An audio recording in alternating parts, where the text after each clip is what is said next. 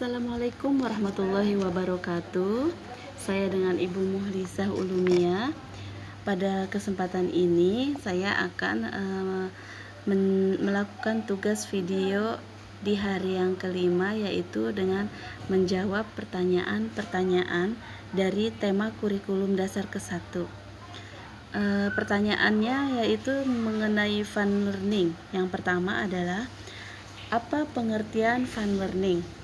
Fun learning adalah proses belajar yang sepenuhnya menyenangkan.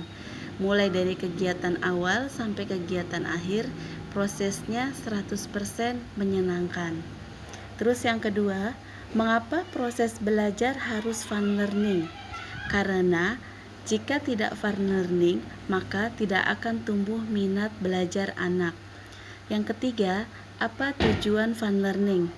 Tujuan fun learning yaitu untuk menumbuhkan minat belajar anak. Yang keempat, apa hukum fun learning di Bimba? Hukumnya adalah wajib dan harus benar-benar diterapkan. Yang kelima, siapa yang harus merasakan fun learning dan sebutkan alasannya? Yang harus merasakan fun learning adalah anak. Alasannya adalah agar anak senang dan tumbuh minat belajarnya. Yang keenam, siapa yang harus menciptakan fun learning dan sebutkan alasannya?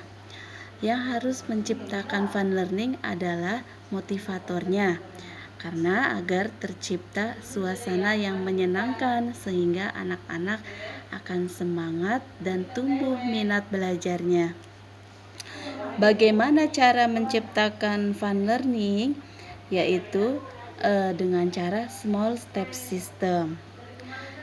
Yang kedelapan, bagaimana cara mengevaluasi anak apakah fun learning atau tidak? Yaitu dengan cara melihat afeksi anak, apakah anak terlihat bahagia dan senang atau tidak.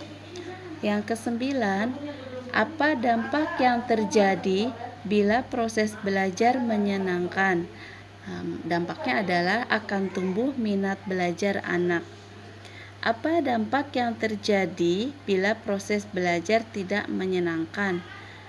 Dampaknya, jika proses belajarnya tidak menyenangkan, maka tidak akan tumbuh minat belajar anak. Untuk pertanyaan berikutnya yaitu mengenai metode small step system.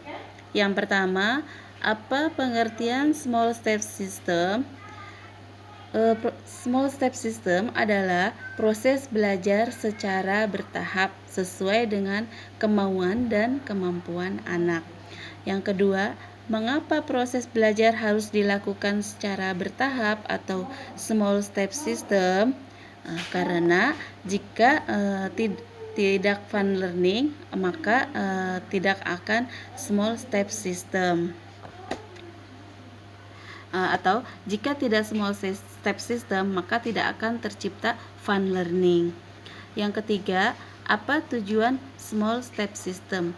Tujuannya itu untuk mencapai proses belajar yang 100% fun learning atau menyenangkan.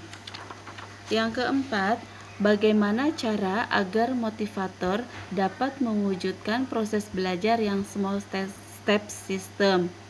Yaitu dengan cara individual system. Yang kelima, apa dampak yang terjadi bila proses belajar small step system?